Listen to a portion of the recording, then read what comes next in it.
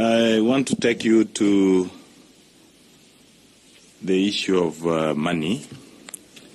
You are working in an institution where when somebody looks at you and says you have been handling issues of policy in regards to money. Now, the Election Campaign Financing Act, the 2013 one, has met several challenges.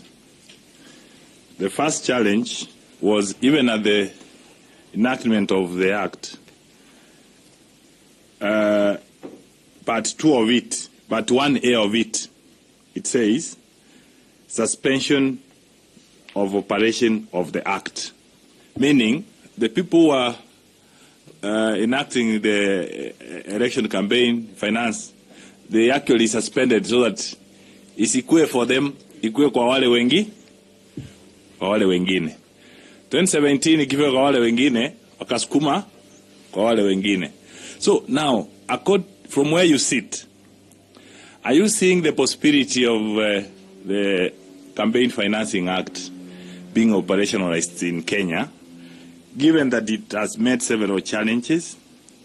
And I can tell you part of the challenges was the requirements that candidates open even accounts, which accounts were to be operated by committees and such like. So please, let's discuss that aspect of the challenges of the Campaign Finance Act.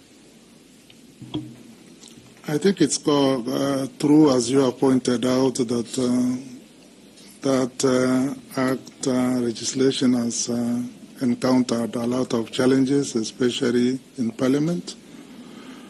And if I'm not wrong, the regulations to implement the Act have yet to be passed.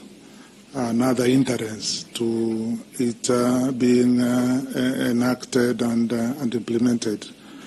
So the challenge is there, but it's a constitutional requirement. It's part of what IBC is supposed to undertake.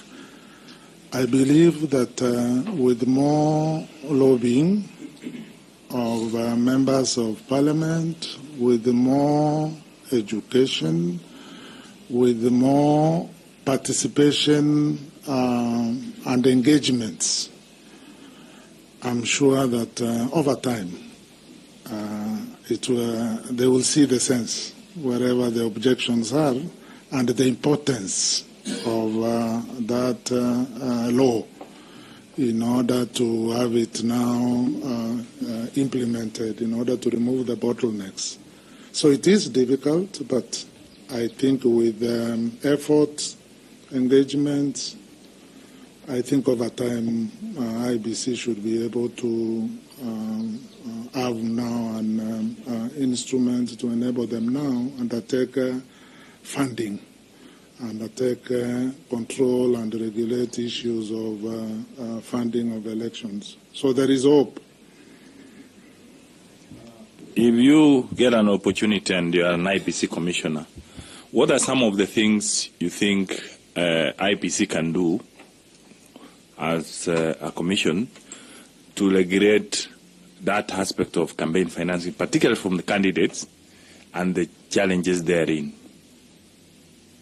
From where you sit, you have been a regulator and policy on issues of money. So knowing our people in Kenya, what challenges do you foresee? You see, they usually say, campaign money has no receipt. Pesa ya siasa haina receipt. Those are some of the challenges. So please explain how you can do it.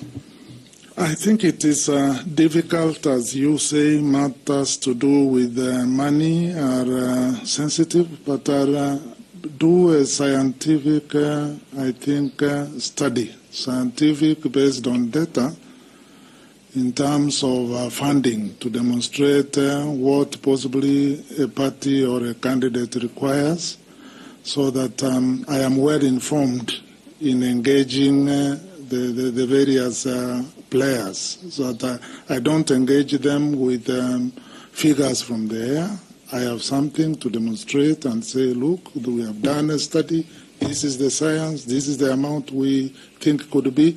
We need hygiene in our politics and campaigns, and we need to keep ethics in all this being the essence, I think, behind the funding act. So it is, I agree, will be a challenge, but with those preparations and engagement and data, I think we as a Commission should make a good effort to convince the various stakeholders, especially politicians, to allow passage of the implementation instruments.